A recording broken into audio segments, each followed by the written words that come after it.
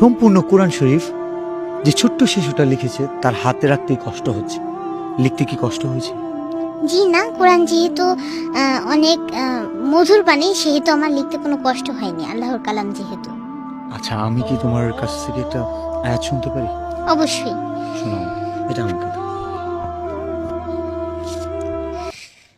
يا عبادي الذين آمنوا إن أرضي واسعة فإياي فاعبدون كل نفس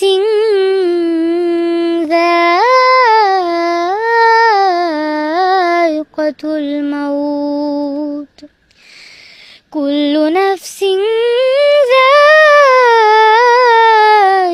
الموت ثم إلينا ترجعون صدق الله العظيم.